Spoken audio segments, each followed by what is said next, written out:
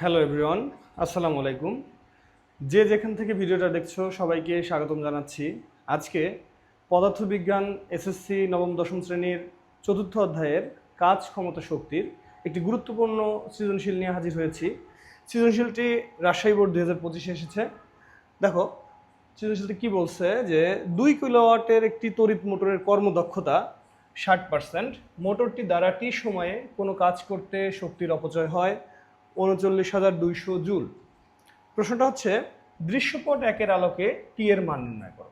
তাহলে আমার কাছে কি কি দেয়া আছে আমি যদি দেখি, আমাকে বলছে 2 কিলোওয়াটের একটি তড়িৎ মোটর, তাহলে ক্ষমতা P is equal to 2 kilowatt is equal to 2000 watt.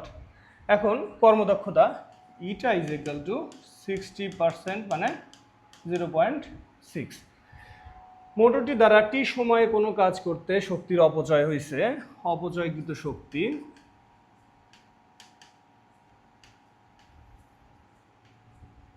সমান 39 জুল। এখন আমরা আমরা ইটা ইজিক্যাল টু কি জানি, এটা কর্মদক্ষতা সমান আমরা আসলে কি জানি? আমরা জানি প্রদত্ত শক্তি বিয়োগ অপচয়কৃত শক্তি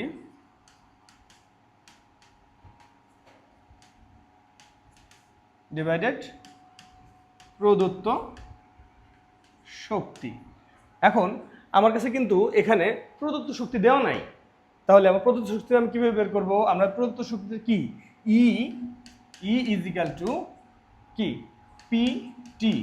ইটাকে আমরা কি হিসেবে ব্যবহার করি? ডাব্লিউ, কাজ করতে যে শক্তিটা প্রয়োজন হচ্ছে W or E is equal two কি পি ইজ ইকাল টু আমরা জানতাম কি ডাব্লিউ ডিভাইডেড বাই টি। সেখান থেকে আমরা কি পাচ্ছি E is equal to P T. তাহলে এখানে ই কত আসতেছে? পি হচ্ছে আমার দেওয়া ছিল 2000 ইন্টু টি। তাহলে দেখো আমি যদি এটাকে এখানে বসাই কত আসতেছে 2000 টি মাইনাস অপচয়কৃত শক্তি ছিল আমার 39,200 ডিভাইডেড 2000 টি। আর এখানে ইটার মান দেওয়া ছিল 0.6।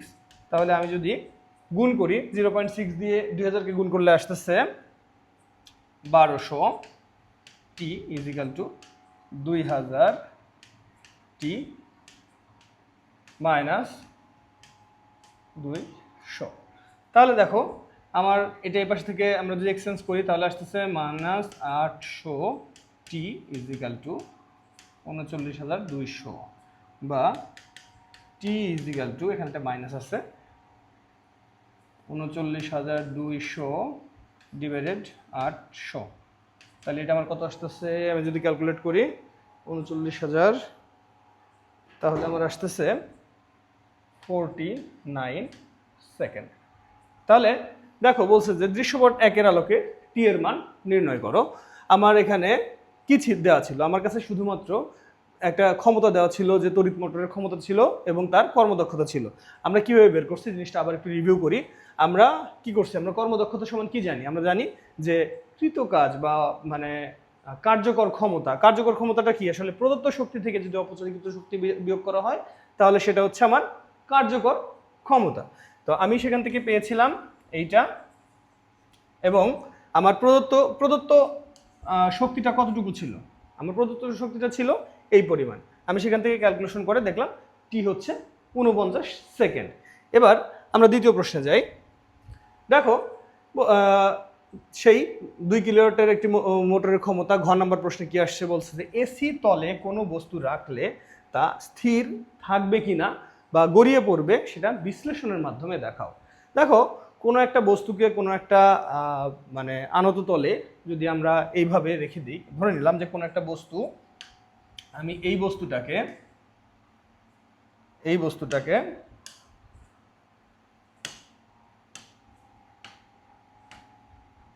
আমি ধরে নিচ্ছি যে আমি এই বস্তুটাকেই এখান থেকে রেখে দিয়েছি। তা এই বস্তুটা আসলে গড়ায় পড়বে কি পড়বে না সেটা আমাকে বের করতে বলছে এবং গাণিতিকভাবে বিশ্লেষণ করে দেখাইতে বলছে। দেখো আমার এই যে তলটা আছে এটা কিন্তু আনুভূমিক তল না, আমরা এতক্ষণ যে কথা বলছিলাম যা কিছু করতেছি সেটা আনুভূমিক তলের উপরে।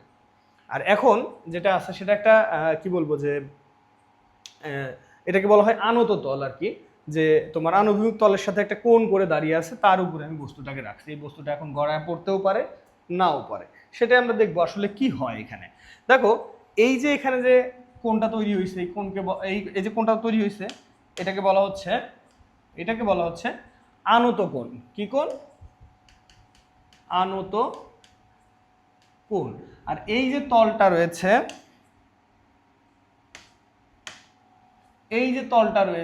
এটা হচ্ছে আনত, এটা হচ্ছে আনত তল। এখানে তোমাকে দিয়ে দিয়েছে দেখো যে ঘর্ষণ সহগের মান, এসি তলের এই তলটার ঘর্ষণ সহগের মান দিয়ে দিয়েছে 0.25। এখন আমরা আসলে কি জানি আসলে এই ঘর্ষণ সহগের মান এটাকে প্রকাশ করা হয় মিউ দ্বারা, মিউ ইজ ইকুয়াল টু 0.25। ভালো কথা। এখন দেখো আমরা সূত্রটা কি জানি, যে mu is equal to tan theta. এখন এই ট্যান থিটাটা কি? নিশ্চল কোণ। নিশ্চল কোণটা হচ্ছে, আমরা এখানে আনত কোণের নাম শুনলাম, কিন্তু এখানে আরেকটা কোণ আছে সেটার নাম হচ্ছে নিশ্চল কোণ। নিশ্চল কোণটা কি? আমি যদি কোনো একটা বস্তুকে, এটা যদি আমার আনুভূমিক তল হয় এখানে রেখে দিলাম, বা এটাকে যদি আমি তোমার হচ্ছে যে আনত কোণে এটা এই তোমার হচ্ছে যে একটা তল আমি তৈরি করলাম, এখান থেকে এই অবস্থায় কিন্তু বস্তুটা পড়তেছে না, কিন্তু ধীরে ধীরে যখন আমি বাড়াবো তখন ঠিকই বস্তুটা পড়তে শুরু করবে। দেখো এখন এই নিশ্চল কোণটা হচ্ছে যে কোণে কোনো বস্তু এই তোমার তলের উপর থেকে, আনত তলের উপর থেকে পড়তে শুরু করে সেটাকে বলা হয় নিশ্চল কোণ। এখন এই নিশ্চল কোণটা যদি আসলে আমরা কিভাবে বের করব, সেটা গড়াচ্ছে না গড়াবে না, তাহলে আসলে শর্তটা হচ্ছে নিশ্চল কোণ যদি কোণ গ্রেটার দেন আনত কোণ, তাহলে এটা স্থির থাকবে বস্তু। নিশ্চল কোণ লেস অর আনত, তাহলে এটা গড়াবে। আর যদি নিশ্চল কোণ ইজ ইকুয়াল টু আনত হয়, তাহলে বস্তুটা গড়ানোর উপক্রম হবে, মানে গড়িয়ে পড়বে না, ঠিক গড়ানোর আগ মুহূর্তে যেটা সেটা হবে। তাহলে এটা হচ্ছে গড়ানোর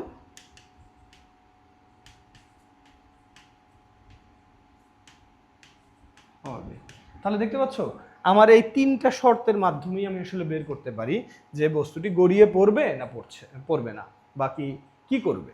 দেখো এই প্রশ্নটা যেমন এখানে 4 মার্কসের জন্য আসছে, বিভিন্ন সময় বিভিন্ন বোর্ডে এইটা তোমার কাছে এমসিকিউ এ আসে, এইভাবে আসে যে বস্তুটা গড়ায় পড়বে কিনা। তা আসলে এটা কিন্তু খুবই সহজ, তুমি যদি এই তিনটা শর্ত মনে রাখো, এবং সে তোমার এখানে দেওয়া আছে, মিউ দেওয়া আছে, আমরা জানি যে mu is equal to tan theta. তাহলে এখন আমি দেখি যে তাহলে কি আসতেছে, এখান থেকে আমরা কি পাচ্ছি মিউ হচ্ছে 0.25 is equal to tan theta. এখন আমার থিটার মান বের করতে হবে, সেই নিশ্চল কোণটা বের করতে হবে, কারণ সেই নিশ্চল কোণ যদি আমার এই আনত কোণের সাথে বড় হয় তাহলে সে গড়াবে না, যদি ছোট হয় তাহলে গড়াবে, আর সমান হলে সে গড়ানোর উপক্রম হবে। তাহলে আমি দেখি এখানে থিটা ইজ ইকুয়াল টু কি, theta is equal to tan inverse 0.25। এটাকে যদি আমি ক্যালকুলেট করি আসবে 14.04। আচ্ছা আমার এখানে আনত কোণটা কত দেওয়া ছিল দেখো তো, 15 ডিগ্রি। তাহলে কি এই 15 ডিগ্রি কি এর চেয়ে ছোট না বড়? অবশ্যই ছোট। 15 ডিগ্রি ছোট না, এইটা ছোট, আমার নিশ্চল কোণটা ছোট। তাহলে আমার কোণটার সাথে মিলে যাচ্ছে, দেখো এইটা ছোট। তাহলে কি হচ্ছে, আমার যেহেতু লিখতে হবে, যেহেতু 14.04 is lesser or is equal to 15 degree, অর্থাৎ বস্তুটি গড়িয়ে পড়বে।